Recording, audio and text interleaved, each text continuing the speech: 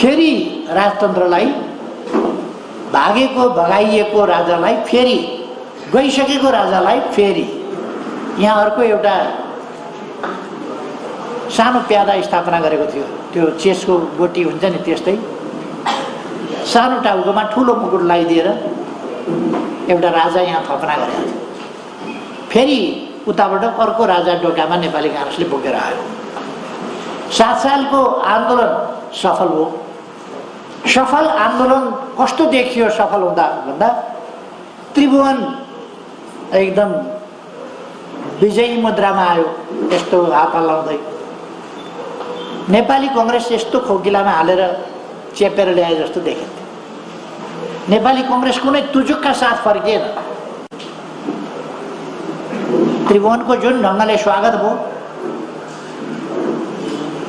जुन ढङ्गले त्रिभुवनको भव्य स्वागत भयो, त्रिभुवनले प्रजातन्त्र लिएर आए भनियो, त्रिभुवनले प्रजातन्त्र दिए भनियो, नेपाली कांग्रेस गृहमन्त्री खान एउटा सानो यसो खोकिलामा काखीमा च्यापेर ल्याए जस्तो। राजतन्त्र फर्किँदा पनि यदि फर्किन्थ्यो नै भने पनि नेपाली कांग्रेस विजयी हिसाबमा आउनु पर्थ्यो। तर राजतन्त्र फर्कियो भने पनि राजा चाहिँ यसो काखीमा चेपेर काङ्ग्रेसले ल्यायो जस्तो हुनु पर्थ्यो।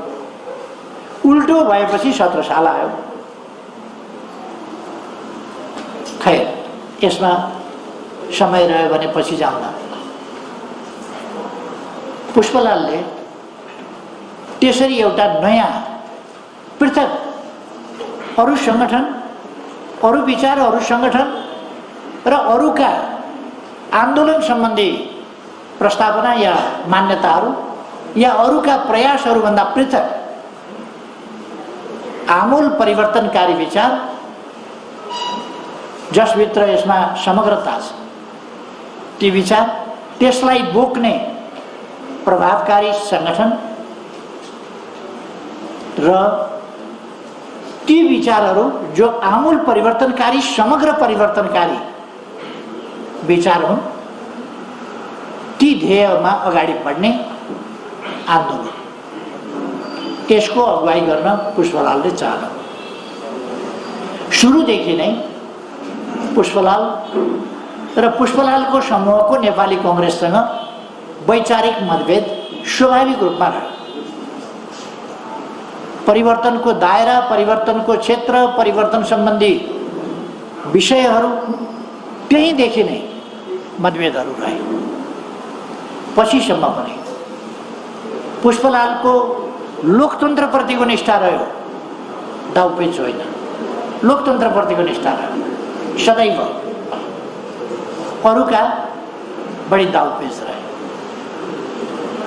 लोकतन्त्र प्राप्ति प्रमुख कुरा हो, जनताको विजय प्रमुख कुरा हो। त्यसकारण आन्दोलनकारी शक्तिहरू मिल्नुपर्छ भनेर पुष्पलालले सधैँ जोड दिए। तर नेपाली कांग्रेसले पुष्पलालका विचारभन्दा ठिक्क विपरीत आन्दोलनकारी ढङ्गले आन्दोलनकारी शक्तिहरू एक ठाउँ मिलेर जानुपर्छ भन्ने कुरालाई माने। त्यसै कारण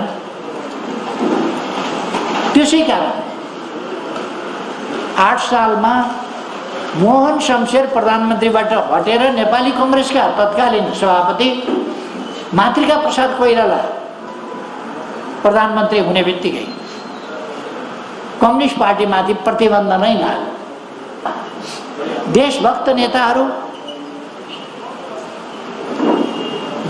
नेताहरूको गर्दन काटियो, देशभक्त नेताहरू जेलमा कोचिए, देशभक्त नेताहरू देशबाट लखेटिए, देशभक्त नेताहरूलाई चरम यातना दिइयो, देशभक्त नेताहरूको हत्या गरियो, देशभक्त नेताहरू जेलमा बस्न बाध्य भए। बीपी कोइरालालाई 15 सालमा कालो झण्डा पाल्पा जाँदा कालो झण्डा कमलराज रेग्मी कम्युनिस्ट नेता, उहाँले कालो झण्डा देखाउनु भएछ। कालो झण्डा देखाए बापत दमनकारी तरिका भयो कांग्रेसको, यसरी होइन लोकतान्त्रिक ढङ्गले जाओस्, यसरी नजाओस् कांग्रेस भनेर कालो झण्डा देखाउँदा कमलराज रेग्मीलाई पाल्पाबाट गिरफ्तार गरेर पैदल अड्डासार गर्दै गर्दै गर्दै यातना पूर्वक काठमाडौँ ल्याएर थुनियो। शम्भुराम श्रेष्ठ बिपी कोइरालालाई भेट्न जानुभयो र बिपी कोइरालासँग उहाँले कमलराज रेग्मीलाई यसरी गिरफ्तार गर्नु, यस्तो यातना दिनु, यसरी अड्डासार गरेर दुःख यातनापूर्वक काठमाडौँ ल्याउनु र यहाँ थुन्नु पर्ने कुनै आवश्यकता छैन, यस्तो दमनकारी काम नगरोस्, उहाँलाई छोड्नुपर्छ भन्दा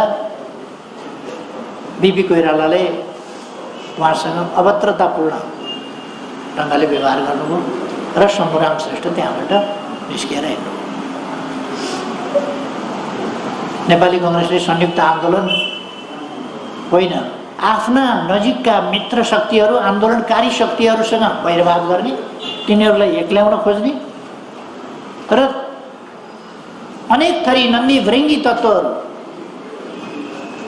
षड्यन्त्रकारी तत्त्वहरू, त्यस्ता खालका तत्त्वहरूसँग मिलेर जनपक्षीय शक्तिलाई दमन गर्ने, जनपक्षीय शक्तिसँग सहकार्य नगर्ने नीति यो 7 सालदेखि नै लियो। 7 सालको पनि कङ्ग्रेसको नीति त्यही हो। अनफर्चुनेटली आजको नीति पनि नेपाली कङ्ग्रेसको त्यही हो। देश बनाउन खोज्ने, लोकतन्त्र ल्याउन सङ्घर्ष गर्ने, बलिदान गरेर आएको त्यस्तो शक्तिसँग सहकार्य गर्न तयार नहुने, त्यस्तो शक्तिसँग मिलेर लोकतन्त्रको रक्षा गर्न तयार नहुने र अनेक थरी लोकतन्त्र विरोधी शक्तिहरूसँग मिलेर प्रतिगमनतर्फ लगेर अनेक प्रकारका, जुन प्रकारका हिजो नेपाली कङ्ग्रेसले गल्ती गर्दै जाँदा 17 साल जनपक्षीय शक्तिसँग मिलेन, प्रगतिशील शक्तिसँग मिलेन, देशभक्त शक्तिसँग मिलेन, अरू गलत तत्त्व र शक्तिहरूसँग साँठगाँठ गर्दा 17 साल आयो।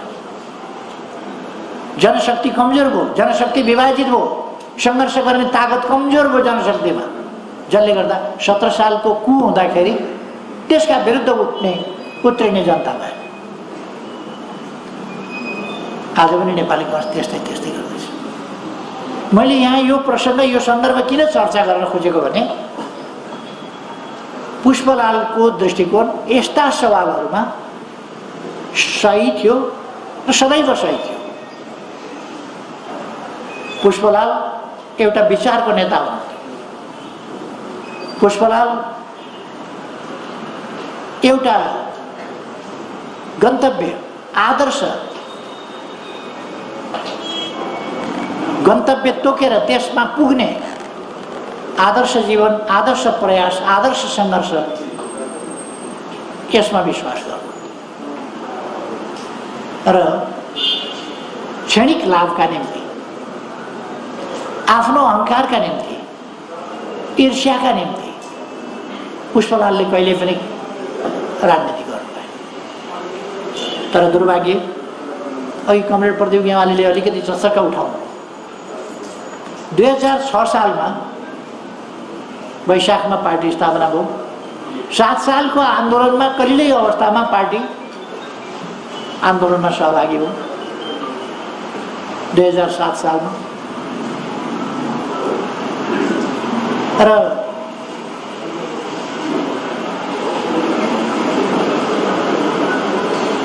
8 साल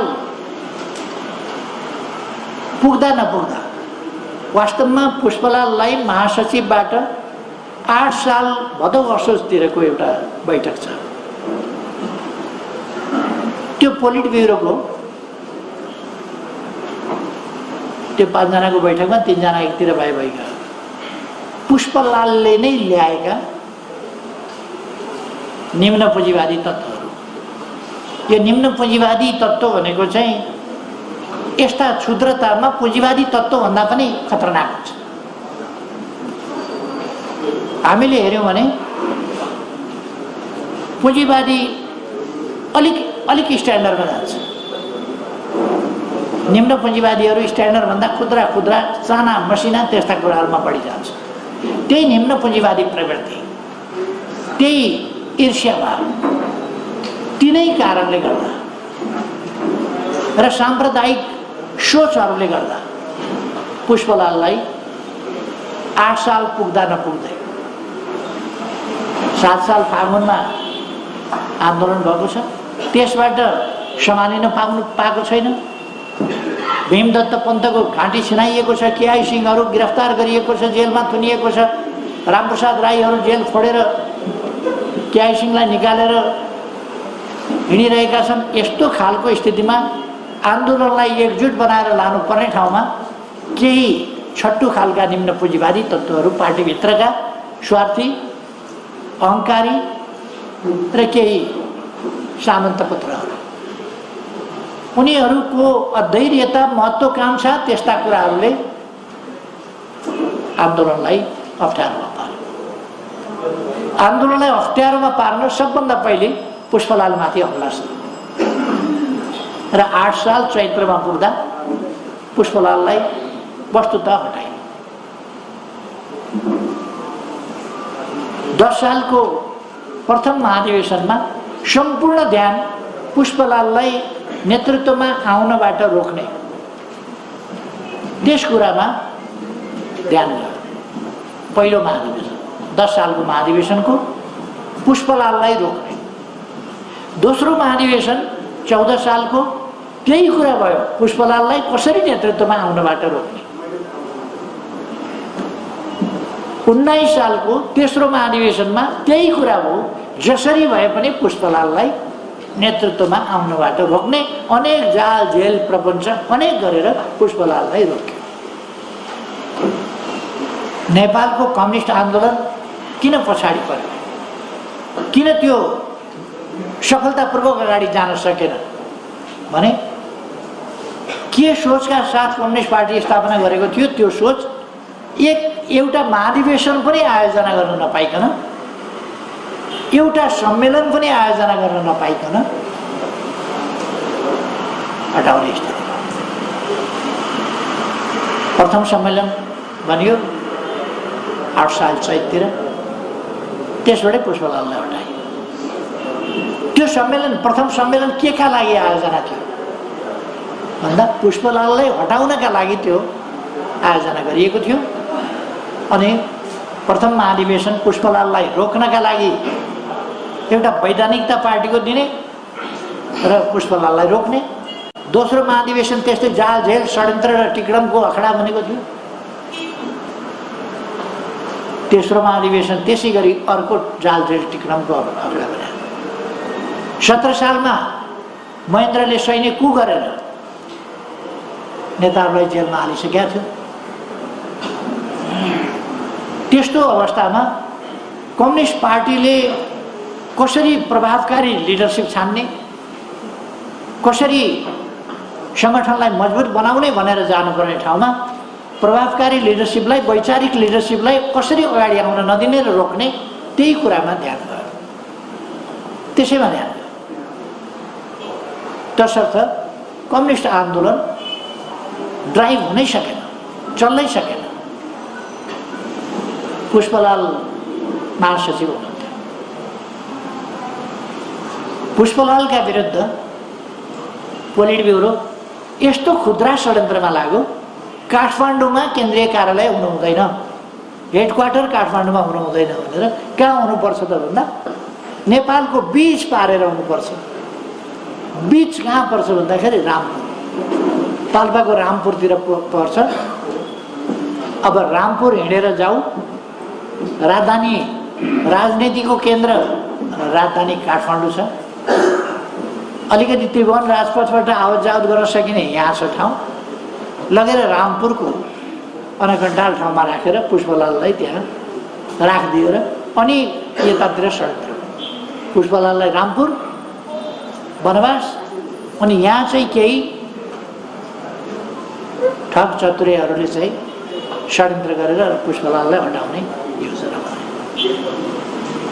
नेपालको आन्दोलन, कम्युनिस्ट आन्दोलन यस्ता कुराहरूबाट ग्रस्त हुँदै विकृत विचारहरू, विकृत सोचहरू, मान्छेका विकृत स्वार्थहरू, तिनीहरू परिपूर्ति गर्ने हिसाबले लाग्यो। पुष्पलालले बचाउन खोज्नुभयो। जब तेस्रो महाधिवेशन भन्दा पछि विभाजन भएको होइन आन्दोलन, आन्दोलन विभाजन भएको होइन, विलिनीकरण भयो। त्यो असङ्गठित सम्पर्कविहीन भएर त्यो आन्दोलन छिन्न भिन्न अवस्था भयो। कसैको कोही सम्पर्कमा छैन। महासचिव दिल्ली गएर बस्नु हो अनि उहाँले कुन बाटो भन्ने एउटा पुस्तक लेख्नु भएको थियो, त्यो आफ्नो ठाउँमा छ, त्यस सम्बन्धमा अहिले म जान चाहन्न। त्यसपछि यसलाई अब कसरी सम्पर्कमा ल्याउने? पुष्पलालले सम्पर्कमा ल्याउने कोसिस गर्नुभयो र पहिले त तेस्रो महाधिवेशनभन्दा अगाडि दरभङ्गा प्लेनम आदि पुष्पलालको पहल प्रयासमा भएको थियो। त्यसपछि तेस्रो महाधिवेशन पुष्पलालको पहल प्रयासमा भएको थियो। जब छिन्न भिन्न भयो त्यसपछि पुष्पलालले केही साथीहरू, देशका विभिन्न कुनाका केही साथीहरू जम्मा गरेर तेस्रो सम्मेलन भनेर 25 सालमा आयोजना गरेर पार्टीलाई छिन्न भिन्न हुनबाट जोगाउने र एउटा केन्द्र निर्माण गर्ने कमसेकम त्यस ढङ्गले 25 सालमा उहाँले तेस्रो सम्मेलन गरेर नेपाल कम्युनिस्ट पार्टीलाई फेरि एकीकृत गर्ने प्रयास अगाडि बढाउनु। त्यो प्रयास चल्न सकेन। उहाँको साथमा रहेका साथीहरू प्रभावकारी ढङ्गले जान सक्ने, काम गर्न सक्ने खालको स्थिति थिएन र उहाँ एकदम अभावको जिन्दगी र त्यो अभावसँग लड्दैखेरि जीविका बाँच्ने सवाल नै पुष्पलालका लागि ठुलो समस्या भइदियो। देशभित्र आउँ भने लिडरसिप नै गिरफ्तार गरेर जेलमा राखिदिन्छ, क्रुसित दियो। बाहिर बसौँ भने कुनै सहारा नभएको एउटा बेसहारा स्थितिमा हामी सबैले सुनेका हौँला, दिनमा अलिकति काँचो चना, थोरै भिजाएको चना खाएर पनि उहाँहरूले दिन गुजार्नु पर्थ्यो। थोरै काँचो चना खाएर दिन गुजार्ने त्यो धेरै साथीहरूले पुष्पलालसँग बस्दा काँचो चना मात्रै खाएको देखेका छन् र कहिले कहिले आफू पनि त्यो काँचो चनाको हिस्सेदार भएका छन्। त्यो अभावको जिन्दगीमा बस्नु पर्यो। त्यसका बावजुद उहाँले नेपालको लोकतान्त्रिक आन्दोलनलाई कसरी सही विचारमा कसरी एकताबद्ध गर्न सकिन्छ, लोकतान्त्रिक शक्तिहरूलाई कसरी एकताबद्ध गर्न सकिन्छ र निरङ्कुश तन्त्र र निर्दलीय तानाशाहीका विरुद्ध कसरी सङ्घर्ष लान सकिन्छ भनेर चिन्तन गर्नुको प्रयास गर्नुभयो र तिनीहरूलाई अगाडि पनि लानु, अगाडि पनि बढाउनु।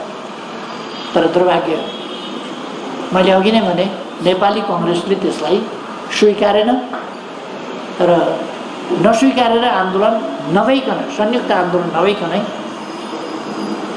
मुख्य नेता पुष्पलाल 35 सालमा बित्नुभयो, बिपी कोइराला 39मा बित्नुभयो। यसरी दुई प्रमुख नेताहरू नै बित्नुभयो र 46 सालमा तत्कालीन नेकपा मालेको चौथो महाधिवेशन भएपछि चौथो महाधिवेशनले संयुक्त यो निरङ्कुश राजतन्त्र र पञ्चायती तानाशाही ढाल्नु, त्यसलाई थाल्नु अहिलेको मुख्य काम हो, मुख्य कार्यभार हो भनेर त्यो तोक्यो र निरङ्कुश तन्त्र ढाल्नु, पञ्चायत फाल्नु प्रमुख कार्यभार भएको हुनाले पहिले यो कार्यभार हो। यो कार्यभार पुरा गर्नका लागि राजतन्त्रसँग, निरङ्कुश तन्त्रसँग मतभेद राख्ने नेपाली कङ्ग्रेसलाई साथमा लिएर सङ्घर्ष गर्नुपर्छ।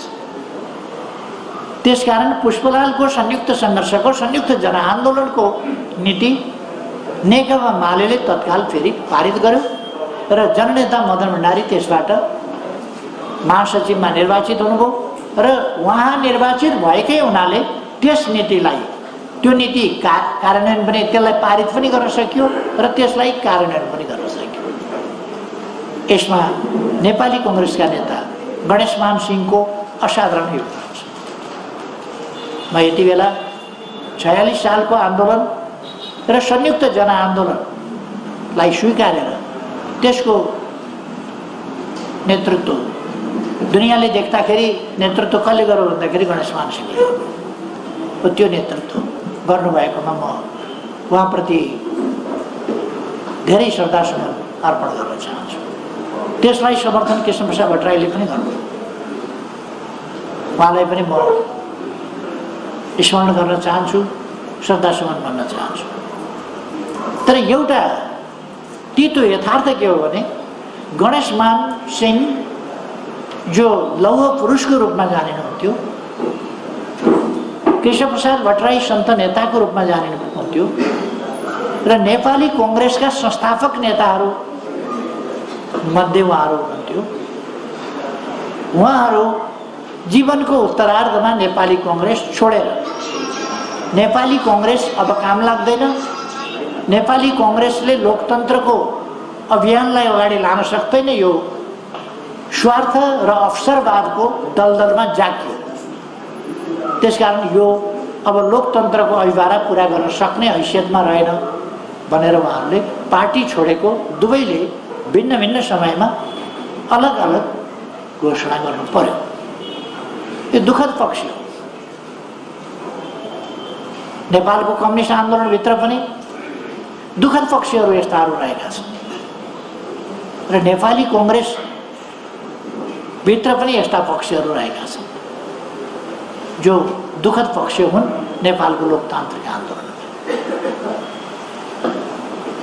पुष्पलालले अगाडि सार्नुभएका विचारहरू पछिल्लो समयमा, खास गरी पुष्पलालले अगाडि सार्नुभएका विचारहरूलाई नेकपा मालेको चौथो महाधिवेशन, जसले जननेता मदन भण्डारीलाई महासचिव छान्यो, त्यस महाधिवेशनको सबभन्दा महत्त्वपूर्ण विषय, महत्त्वपूर्ण उपलब्धि जननेता मदन भण्डारीलाई महासचिव छान्नु र मदन भण्डारीले अगाडि सार्नुभएका विचारहरू प्रतिस्पर्धात्मक बहुदलीय लोकतान्त्रिक प्रणालीको बाटोबाट हामी जान्छौँ, शान्तिपूर्ण जनआन्दोलनको बाटोबाट अगाडि जान्छौँ भन्ने उद्घोष त्यसको धेरै महत्त्वपूर्ण कुरा, जसले पछि गएर जनताको बहुदलीय जनवादको रूपमा महाधिवेशन, पाँचौँ महाधिवेशनमा पुग्दा आफूलाई आकारको रूपमा लियो। पुष्पलालले 2006 सालमा अगाडि सार्नुभएका विचार, नेपाली समाजको रूपान्तरण, परिवर्तन र रूपान्तरणको सन्दर्भमा ती कुराहरू मदन भण्डारीका अगुवाईमा तत्कालीन नेकपा एमाले जुन सोचहरू अगाडि सार्यो ती सोचहरूमा प्रतिबिम्बित भएका छन्, अथवा ती सोचहरूले, जनताको बहुदलीय जनवादले पुष्पलालका सोचहरूलाई प्रतिनिधित्व गरेको छ। त्यसकारण हामी यसमा किञ्चित हामीले वैचारिक हिसाबले धुकचुक मान्नुपर्ने कुरा छैन। समयानुकूल ढङ्गले पुष्पलालका सोचहरूलाई संयुक्त जनआन्दोलनको सोच होस्, त्यसलाई कार्यान्वयन गर्न अगुवाई गरेको छ नेकपा तत्कालीन मालेले र पछि नेकपा एमाले। ती विचारहरूलाई मूल बाटो भनेर पुष्पलालले लेख्नु। मूल बाटो मूल बाटै थियो र सही बाटो नै थियो मूलतः। तर त्यति बेलाको कम्युनिस्ट आन्दोलनले त्यसलाई राम्ररी बुझ्न पक्र्न नसकेर र त्यसमा रहेका कतिपय कमीहरूलाई पूर्णता दिएर त्यसलाई भरिपूर्ण बनाएर अगाडि जानुपर्ने त्यो ठाउँमा त्यसलाई समात्नै नसक्ने र त्यसलाई अँगाल्नै नसक्ने खालको संकीर्णता रह्यो, जसले गर्दाखेरि आन्दोलन छिन्नभिन्नको अवस्थामै रहिरह्यो। यस प्रसङ्गमा म नेपालको कम्युनिस्ट आन्दोलनमा एउटा धेरै महत्त्वपूर्ण ऐतिहासिक परिघटना र एउटा नयाँ मोडको पनि चर्चा गर्न चाहन्छु, त्यो हो झापा आन्दोलन। झापा आन्दोलनले पुष्पलालले उठाएको गणतन्त्रात्मक सोच, गणतन्त्रको माग, यो पार्टी स्थापना कालदेखिको गणतन्त्रको माग, लोकतान्त्रिक गणतन्त्रको माग, त्यस मागलाई लिएर दोस्रो महाधिवेशनमा पनि पुष्पलालले उठाउनु भएको थियो। तर सैद्धान्तिक रूपले उठे पनि आन्दोलनको रूपमा त्यसलाई बोक्ने सङ्गठन, त्यो विचार बोक्ने सङ्गठन र त्यसलाई आन्दोलनको रूपमा परिणत गर्ने त्यो अवस्था एकैचोटि 27 सालमा पुगेर झापाबाट देख्यौँ। हामी झापा विद्रोह भन्छौँ। त्यसले 7 सालदेखिका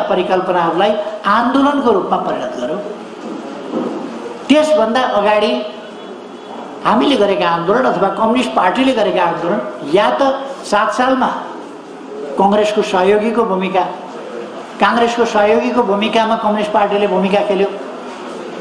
पछिल्ला समयमा किसान आन्दोलनहरू र अरू विभिन्न आन्दोलनहरू जुन भए, ती आन्दोलनहरू त्यति धेरै प्रभावकारी हुन सकेन जसले एउटा समाजमा परिवर्तनकारी अथवा आन्दोलनलाई एकजुट बनाउने, आन्दोलनलाई आकर्षित गरेर लान सक्ने खालका हुन सक्यो।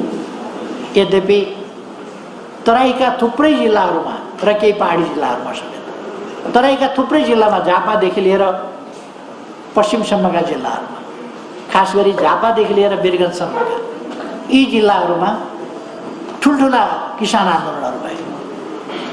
कहिले भकारी फोडा आन्दोलनदेखि लिएर, कहिले तमासु फोडा आन्दोलनदेखि लिएर, कहिले जीवन भन्ने आन्दोलनदेखि लिएर, रे नवन भन्ने आन्दोलनदेखि लिएर अनेक प्रकारका आन्दोलनहरू भए। तर ती आन्दोलन ठुल्ठुलै पनि भए, तर तिनीहरूले नयाँ चिज यस्तो दिन सकेन जसले समाजलाई फेरि झकझक्याउन सकोस्। झापा आन्दोलन यस्तो बेलामा भयो जति बेला निरङ्कुश राजतन्त्र फेरि फर्किएको छ, पञ्चायती निर्दलीयता लादिएको छ, कांग्रेस कम्युनिस्ट लगायत सबै छिन्न भिन्न अवस्थामा, कोही जेलमा, कोही निर्वासनमा, कोही भूमिगत, त्यस अवस्थामा पुगेका छन्। आन्दोलन उठ्न सकिरहेको छैन। कांग्रेस पनि यसो पर्चा छड्ने, वर्ष दिनमा एउटा पर्चा छर्ने हालतमा पुगेको छ।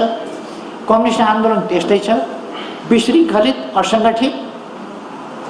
त्यस प्रकारको अवस्थामा, किम कर्तव्य विमूढको अवस्थामा झापाबाट एउटा विस्फोट जस्तो समाजलाई झकझक्याउने खालको एउटा नयाँ आन्दोलन प्रारम्भ भयो।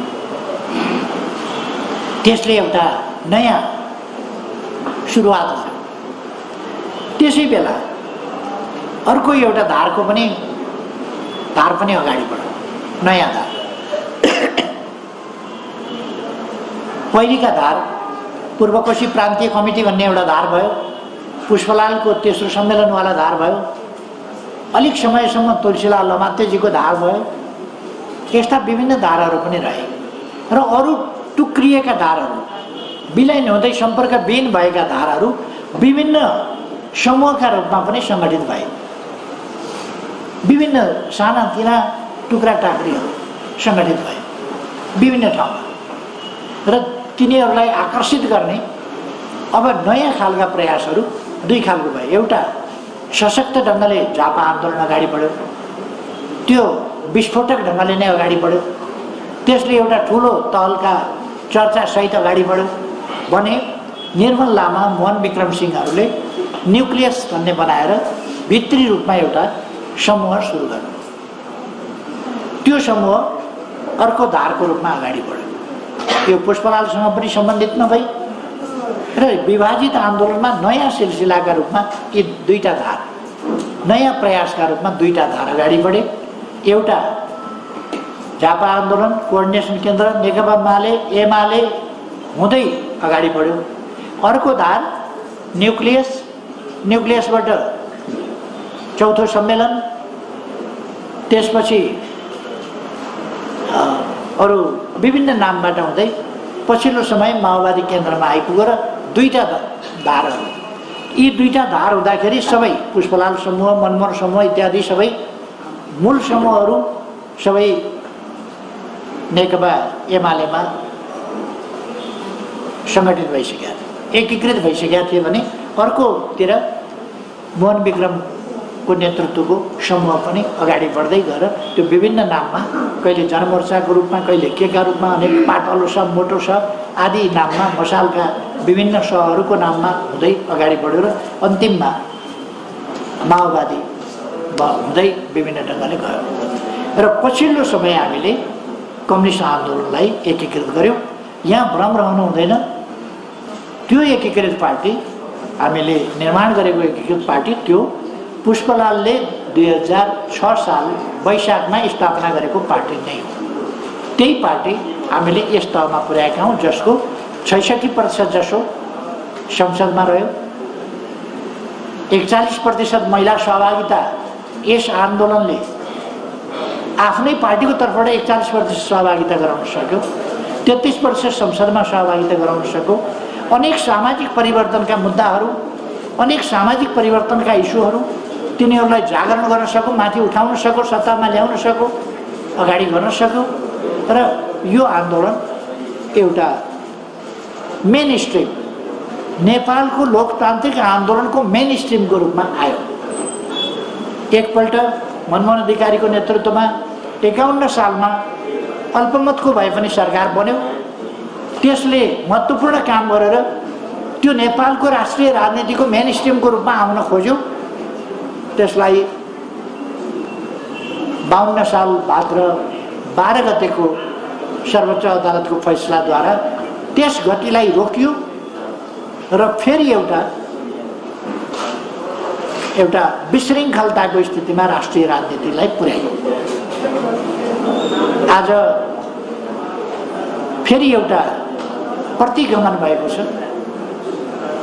नेपालको कम्युनिस्ट आन्दोलन राष्ट्रिय राजनीतिको मूल शक्ति त हुँदै हो, वैचारिक हिसाबले मूलधार, दृष्टिकोणको हिसाबले मूल दृष्टिकोण हो र राष्ट्रिय दृष्टिकोण।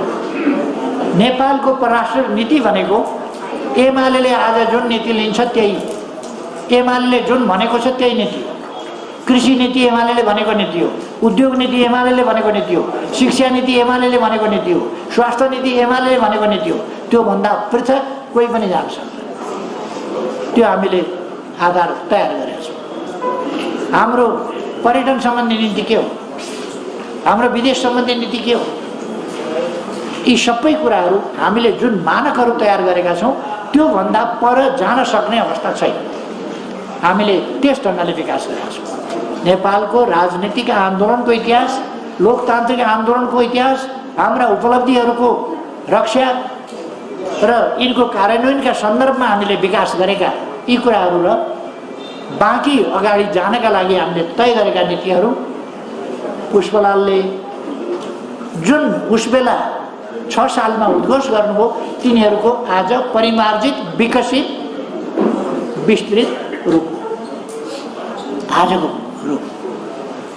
आज पनि जहिले पनि नेतृत्वलाई कमजोर पार्ने कोसिस हुन्छ। किन 17 सालमा फौजी काण्ड हुँदा बीपी कोइरालालाई किन गिरफ्तार गरेर लानु पर्यो र थुन्नु पर्यो? अरू कार्यकर्ता गाउँ गाउँबाट समातेवा हुन्थ्यो होला नि। बीपी कोइरालालाई समातेपछि आन्दोलन कमजोर भयो। लिडरसिपमाथि जहिले पनि किन प्रहार हुन्छ? लिडरसिपमाथि प्रहार हुनको कारण त्यही हो। पुष्पलाललाई घेराबन्दी किन गर्यो? त्यही हो। पुष्पलाललाई घेराबन्दी बाहिरबाट भन्दा आफ्नै भित्रबाट गरियो। जुन सिलसिला कम्युनिस्ट आन्दोलनभित्र घिनलाग्दो गरी आज पनि प्रकट भइरहेको छ। आफ्नै भित्रबाट घेराबन्दी गर्ने र लिडरसिपलाई असफल पार्ने, बदनाम गर्ने अनेक प्रकारका कामहरू हिजोदेखि त्यो सिलसिला। म भन्न चाहन्छु अब आजको नेकपा एमाले यो सिलसिला अन्त्य गर्छ। आजको नेकपा एमाले यस प्रकारका यो अगाडिदेखि चलिरहेका हामीले अनेक सिलसिलाहरूलाई अन्त्य गरेका छौँ।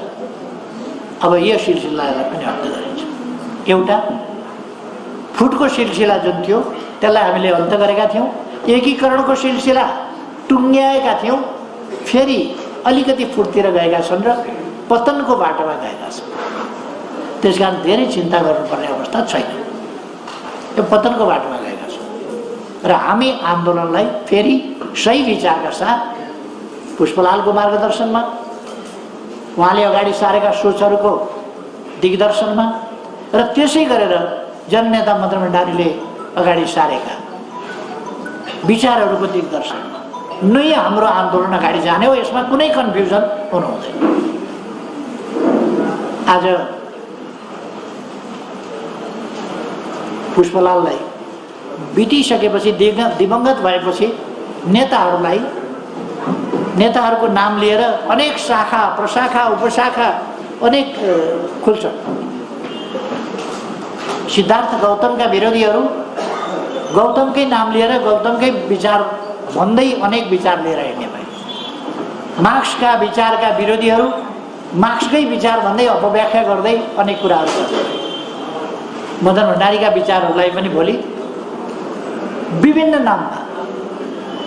नाममा त्यो मदन भण्डारीकै नाममा मदन भण्डारी अध्ययन केन्द्र खोलेर हुन्छ कि अर्थ खोलेर हुन्छ कि अनेक खालका विजातीय बुर्जुवा तत्त्वहरू युनिभर्सिटीमा कलेजमा पढाइन्छ नि मार्क्सवाद भनेर।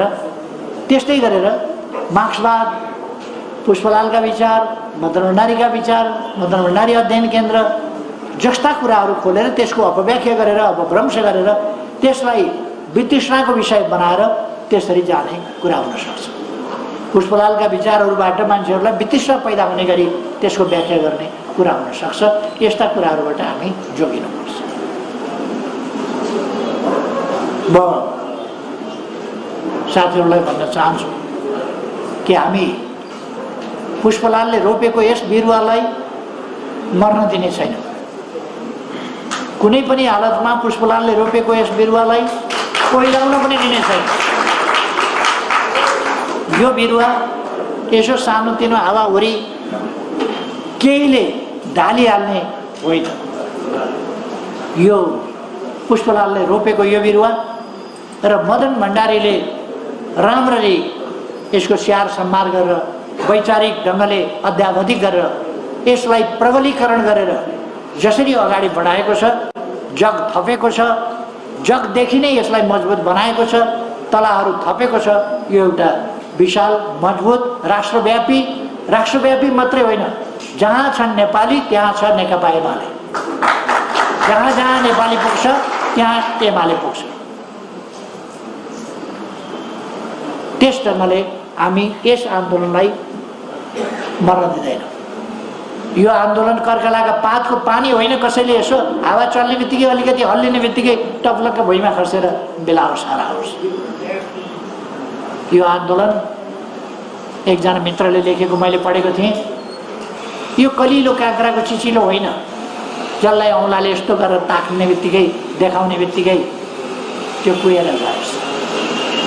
यो आन्दोलन सङ्घर्षको मैदानबाट गुज्रिएर आएको छ। यसले पुष्पलाल श्रेष्ठ जस्ता आदर्श व्यक्तित्व, मनमोहन अधिकारी जस्ता आदर्श व्यक्तित्व, तुलसीलाल अमात्य जस्ता आदर्श व्यक्तित्व, त्यस्ता व्यक्तित्वहरूबाट प्रेरणा प्राप्त गरेको छ। पुष्पलाल, मदन भण्डारी जस्ता महान विचारकहरूका विचारबाट यो प्रशिक्षित भएको छ।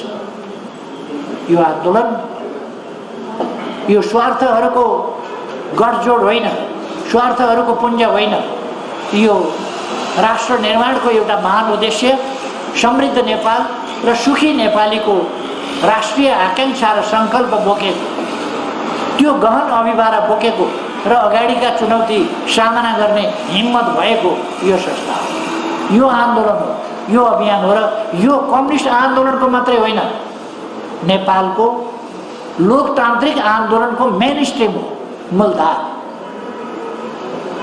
म साथीहरूलाई सम्झाउन चाहन्छु, अहिले यति सारा देश दुनियाँ ओइरिनु पर्यो, खनिनु पर्यो यसका विरुद्ध, यसलाई ढाल्ने बनेका दिनदेखि कोसिस भयो। यसलाई बन्न नदिने कोसिस गरियो, सरकार बन्न नदिने कोसिस गरियो, सरकार बनेका दिनदेखि ढाल्न कोसिस गरियो। एकदम ठोस प्रयास 1.5 वर्षदेखि लगातार ठोस प्रयास भयो। दुनियाँ लागेर पनि खुट्टा हल्लाउन नसकेपछि, अलिकति डगमगाउन पनि नसकेपछि, पूर्तिरबाट पर्तिर सार्न नसकेपछि मैले भन्न पर्यो नि, परमादेशबाट हामी हटेको, जनादेशबाट होइन, परमादेशबाट हामी हट्यौँ। अहिले जेसुकै जहाँसुकैबाट हटौँ। म यसो सञ्चार माध्यमहरूमा देख्छु, एमाले ताछियो, एमाले के भयो कसो भयो, जसो भए पनि एमाले प्रमुख पार्टी त हो नि त।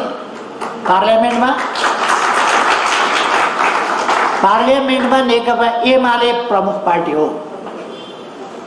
प्रतिनिधि सभामा सबभन्दा ठुलो दल नेकपा एमाले हो, राष्ट्रिय सभामा ठुलो दल नेकपा एमाले हो, स्थानीय तहहरूमा सबभन्दा ठुलो दल नेकपा एमाले हो, प्रदेशहरूमा सबभन्दा ठुलो दल गर्नुहोस् न हरेक प्रदेश नेकपा एमाले हो। एउटा 2 मा हाम्रो संख्या अलिकति कम छ, बाँकी 6वटा सबैमा हामी अरूसँग तुलनै हुँदैन। अब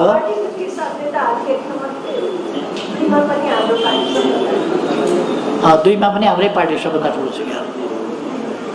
यसो गर, यो प्रमुख पार्टी हो, यो देशकै प्रमुख राजनीतिक शक्ति हो। प्रमुख राजनीतिक शक्ति मात्रै होइन, यो आन्दोलन लोकतान्त्रिक आन्दोलनकै प्रमुख राजनीतिक शक्ति हो, प्रमुख राजनीतिक धार हो, मार्गदर्शक हो, नेता पार्टी हो, यो जनतालाई प्रशिक्षित गर्ने गुरु पार्टी हो। त्यसकारण यसले जहिले पनि सही विचार दिन्छ, अग्रगामी विचार दिन्छ, नयाँ नयाँ विचार दिन्छ, विकास कसरी गर्ने देशको नयाँ नयाँ विचार दिन्छ। अब कति सुन्दै नसुनेका कुरा पर्छन् भने छक्क पर्छ। सुन्दै नसुनेका कुरा भएपछि सजिलो के छ भने सुन्दै नसुनेका कुरा भएपछि त्यसलाई उखान तुक्का भन्ने हुन्छ। आफूले सुनेको छैन, जानेको छैन भने त्यसलाई उखान तुक्का भन्ने। साहित्य थाहा भएन भने उखान तुक्का भन्ने, बिम्ब थाहा भएन भने उखान तुक्का भन्ने, इतिहास थाहा भएन भने उखान तुक्का भन्ने, परिवर्तन सम्बन्धी दृष्टिकोण छैन भने उखान तुक्का भन्ने।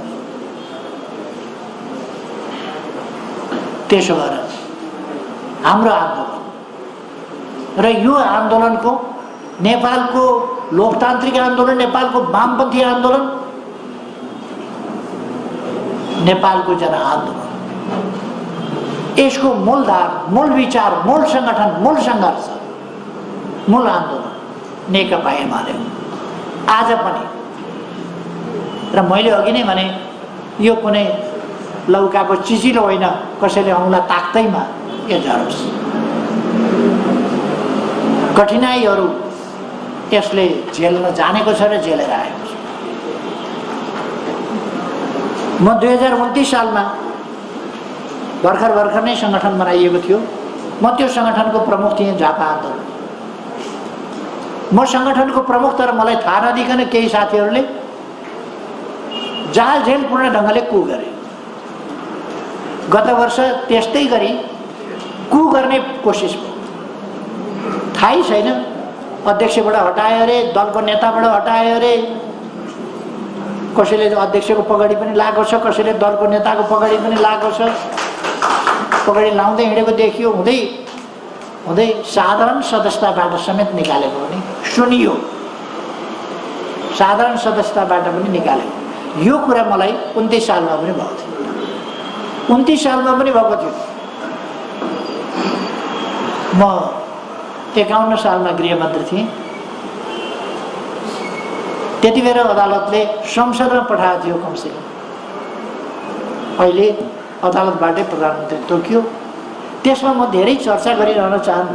मेरो चिन्ता के हो भने सम्मानित अदालतको मर्यादा जनजनका मनमा बढोस्, जनजनको विश्वास अदालतमाथि होस्, तब लोकतन्त्र बलियो हुन्छ।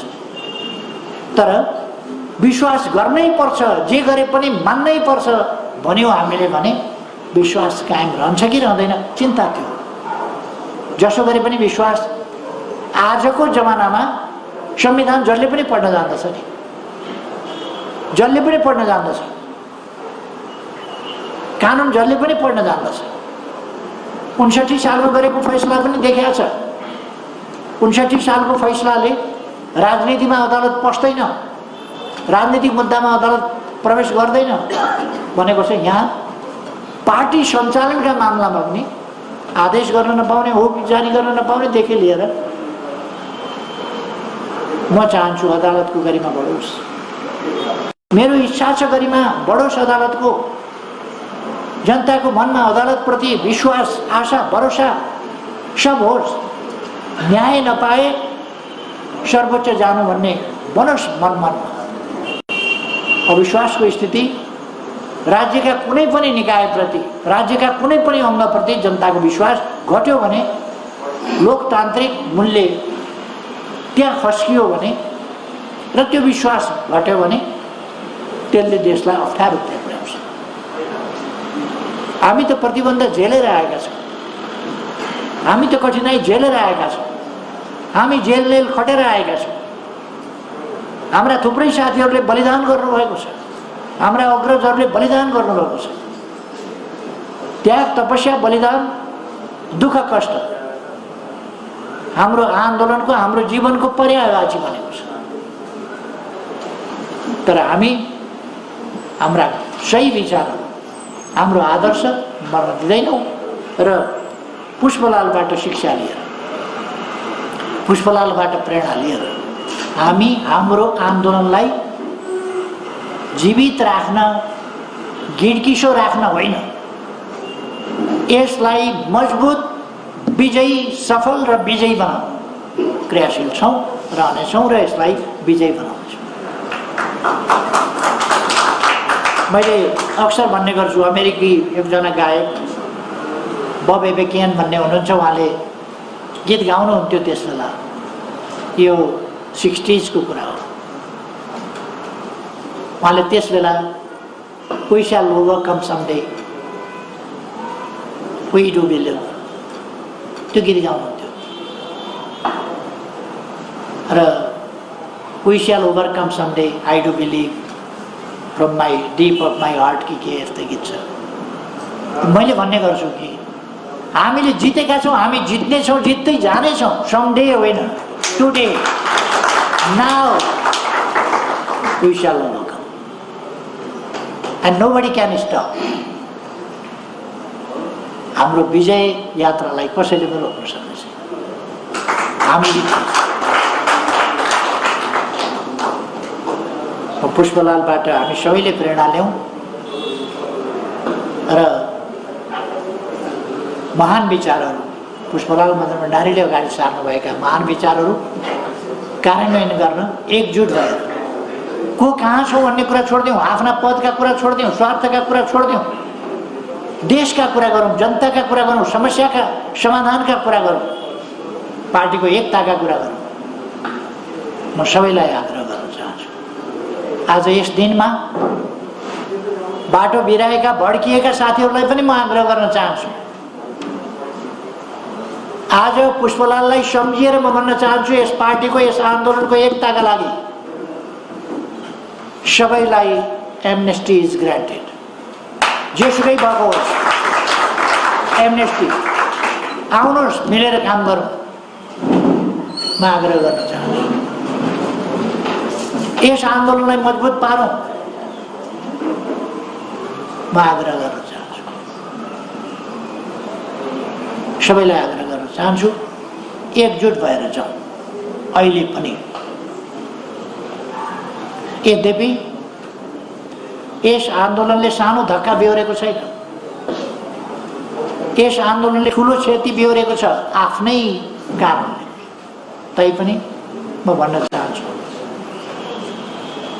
आज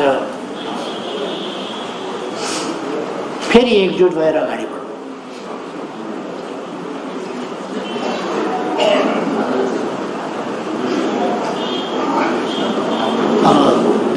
मैले धेरै समय लिने भन्दा पनि फेरि एकपल्ट हामी सबैको तर्फबाट महान नेता पुष्पलालप्रति श्रद्धा सुमन अर्पण गर्दै आफ्नो भनाइको चाहन्छु।